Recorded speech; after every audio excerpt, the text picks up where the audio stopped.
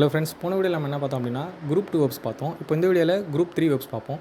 Group 3 வெர்ப்ஸில் அதாவது ஒரு waybill அதோட ரூட் எடுத்ததுக்கப்புறமா ஸ்டெம்மில் இருக்க கடைசி வார்த்தை வந்து எஸ்ஸாவோ இல்லை எஸ்ஸோட ப்ரொனன்சியேஷனில் வர ஏதாவது சவுண்டாகவோ இருந்தாலும், அதாவது எஸ்ஸாக இருக்கட்டும், ஜெட்டாக இருக்கட்டும், எஸ்ஸெட்டாக இருக்கட்டும், ஈக்ஸாக இருக்கட்டும், இது நாலுத்தில் எந்த சவுண்ட் வந்தாலுமே அது வந்து குரூப் 3 டைப்பில் வரும்.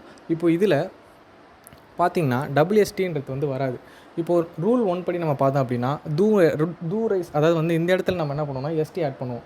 அந்த மாதிரி சவுண்ட் இதில் இல்லை அப்படின்றதுனால வந்து எஸ்டிக்கு பதிலாக வெறும் டி மட்டும் ஆட் பண்ணுவோம். இது மட்டும்தான் ஒரே ஒரு சேஞ்சஸ் இருக்குது இதில். மீதி எல்லாமே அதே மாதிரி தான் ரூல் கான்ஜுகேட் ஆகும். இப்போது இஷ் ரைஸ் அப்படின்னா ஐ ட்ராவல்னு அர்த்தம். டூ ரைஸ் அப்படின்னா யூ ட்ராவல் அப்படின்னு சொல்லிட்டு ஒரு மேலே சொல்கிறது. எஸ் இது மூணுத்துக்குமே வந்து ரைஸ்ன்ற கான்ஜுகேஷன் சிமிலராக தான் இருக்கும். வியர் ரைசன் அப்படின்னா வி ட்ராவல்னு அர்த்தம். ஜி ரைசன் அப்படின்னா தே ட்ராவல்னு அர்த்தம். இந்த ஜி ரைசன்றது வந்து நீங்கள் ட்ராவல் பண்ணுறீங்க அப்படின்னு சொல்லிட்டு யூ ட்ராவல்னு சொல்லிட்டு மரியாதையாக சொல்கிறது.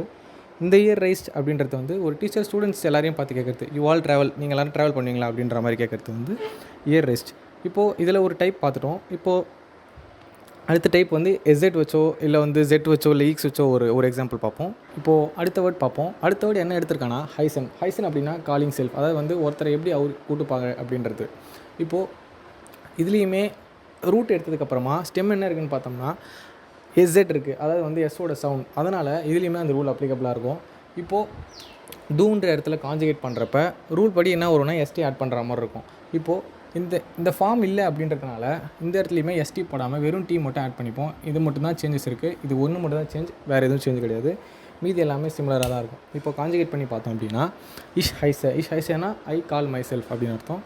டூ ஹைஸ்ட் அப்படின்னா யூ கால் யுவர் செல்ஃப். ஏர் ஹைஸ்ட், ஜி ஹைஸ்ட், எஸ் ஹைஸ்ட் அப்படின்னா he call himself, she call herself, it call itself அப்படின்ற மாதிரி. வியர் ஹைசன் அப்படின்னா வி கால் அவர் செல்ஃப். ஜி ஹைசன் அப்படின்னா தே கால் தெம் செல்ஃப்.